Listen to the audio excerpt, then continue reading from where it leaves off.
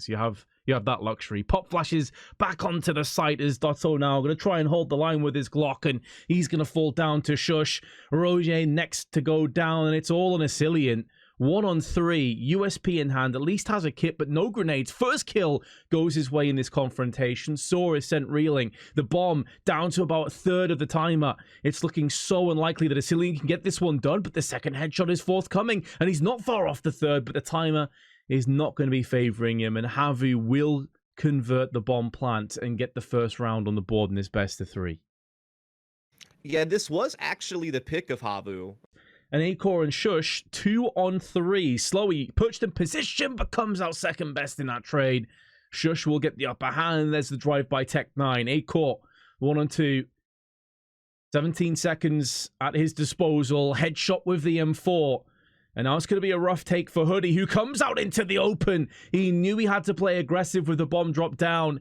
And it's going to be into the embracing arms of Mad Lions. It's at the cost of 4 lives, though. That is going to hurt them quite a bit economically. I'm really surprised Cillian and Acor, again, just extinguishing any momentum that HAVU managed to build themselves up. But it's a 2-on-2. This is the best chance they've had since the pistol round, really. And now Slowy and Saw will be backing away outside, but he's been caught in transition. Slowy now stuck in lobby, doesn't have control over the bomb. The CTs have pushed on top of it, so Roy and Asilian will be favorites to take another round, but they're caught with their pants down. Asilian making noise on the roof, and now Slowy has seen a final player and puts the bullet. Deal with that by funneling downstairs on secret, taking some B control. They're going to catch the CTs. Asilian jumping up, maybe a bit of a panic play, but he's not going to be punished for it, at least not straight away. And HAVU are doing a good job of trading this. Saw gets a freebie onto Acor, and Mason, who is still watching secret. Maybe a bad call came through, and this is a winnable round now for HAVU, and they've picked it off with Saw flicking to the head of Shush. Keep in mind, that was a brutal buy from HAVU. They had no right to win that round. No, not at all. I mean, that wasn't even like a true force buy. They barely had any pistol power going into that. It was nothing like real nades to speak of on Mad Lions, but it's going to be a post plant at the very least. This is where the nades of HAVU should start to turn this round back in their favor. They're going to be slowly peeking this one in, and Slowy has been traded out. Zori now up in heaven. His position is known. It's compromised, but he's going to be switching across to the SG. Flash bang down. Roy has no Kevlar either, so if he does get tagged, it's going to play hell with his aim, and it's going to be the headshot, and the round going to HAVU. Cost them 4 players, and there is a buy coming up for Mad Lions, but still, we're all even at 13-13. Yeah, they did a good bit of damage. They did this in the pistol as well. They played 2 players aggressive, and Palace, it's a freebie of a kill for Zori. Could not have asked for that to be served up any easier for him. Molly tossed in already. And a line of smokes is being put in. This default has been stalled already. Those smokes are going to clear momentarily, especially if Zori can hold the line on the side and he's not being tested. It's one-dimensional. They're all filtering out of ramp after that first kill in Palace. And HAVU doing a good job of holding on. Their first full buy yields a pretty comfortable round in the end. Yeah, it's kind of different because normally when they did A set pieces, Bubsky would be at a ramp and being kind of one of the trade fraggers. Instead, they put him solo in Palace, which is usually what Roy does on their A executes. That's a little bit different. And then, yeah, they just got stalled out too long. By the time they actually started coming up, it's been picked up by Shush. Maybe that can hold off, but no, Slowy actually takes a little bit of a forward angle here. So they beat the utility and they get the key frag. It's all on Acor now. Little does he know he could whip his sidearm out and potentially clutch this round, or maybe he doesn't need it. The AWP is on point, 13 seconds. He's going to have to try and go for this plant. He could have gone for the fake. Zori's getting up close. It's a battle of the AWPers, and who's going to come out ahead? It's going to be Acor with the 1v2 clutch, and Mad Lions put the economy back into the bin. Indo's going to get his third. He's actually on for the ace with his Deke. He could pick up the M4 as well, and Acor should have sword dropped here. A freebie of a kill. Zori comes back again. What a strange, chaotic game this has been.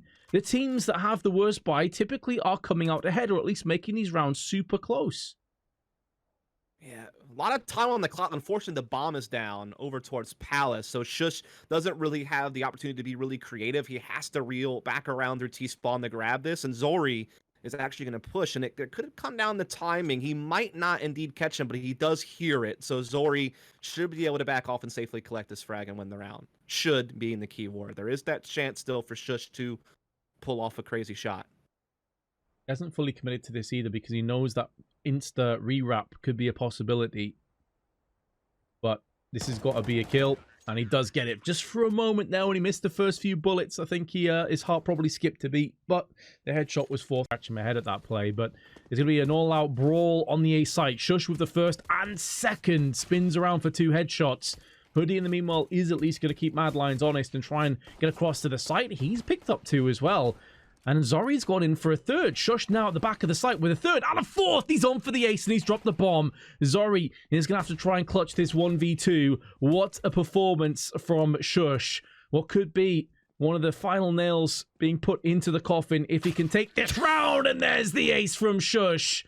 Individual brilliance. And you can see the smiles on the faces of Mad Lions.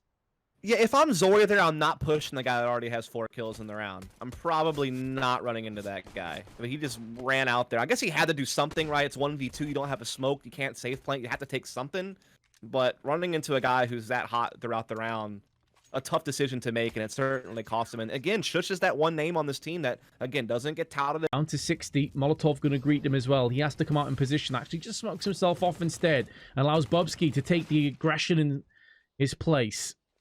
Dotto instantly trades back. Acor still alive, perched up, and here comes the frags from Dotto, but Acor spins around. 1-on-1. This round's been an absolute slobber knocker, Vince. Just back and forth. Good team play across even trades up until this point. Who can get that one last kill, though? Saul has the health advantage. He has positioning. Got the bomb, and he's got a lot of time. He also has a good bit of utility.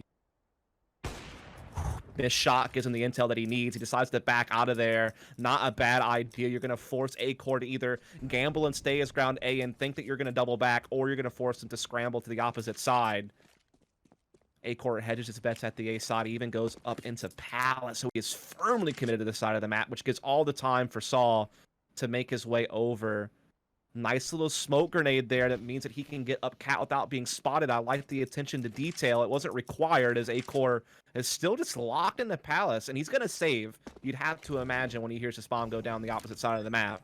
Retaking with this low of health with an op, probably not going to be ideal, especially when you're already at map point. So it looks like HAVU should find 13, but is he actually going to go for it? Goes for a bit of a speculative attempt.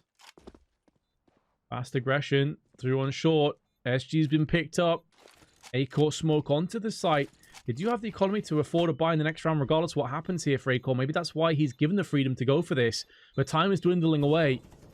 The bullets can be fired in. He actually can go for a safe defuse. Not like this. Acor, he's going to steal it away from HAVU. And Mad Lion's going to take us to a third. Bubsky is sat here waiting. 3 players already stacked up on ramp. Now they're going to start to push. Molotov tossed towards the connector side. And Slowy is watching the flank, but it's all kicking off on the site itself. Now Shush had a blinder of a pistol a couple moments ago. It feels like it went by so quickly. But he's not really had any kind of impact so far. Maybe this is where he steps things up. He had an ace, but he's gone down to the hands of Hoodie. 1v1, Acor sticking on the bomb, but he doesn't have a kit, so he's going to have to come off it and face Hoodie. And he's going to be moving into his crosshair.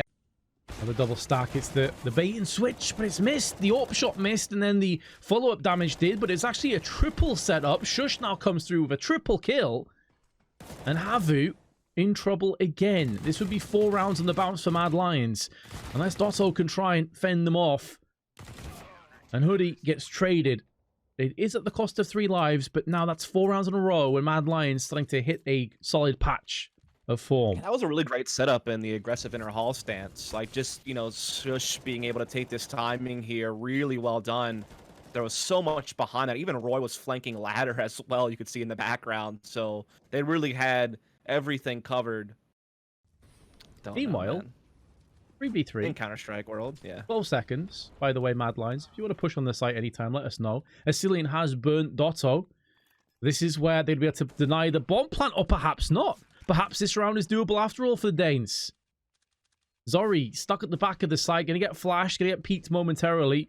Not before he no-scopes Asilian. Oh my god, what? Zori so nearly clutches it. That would have been one for the highlight reel.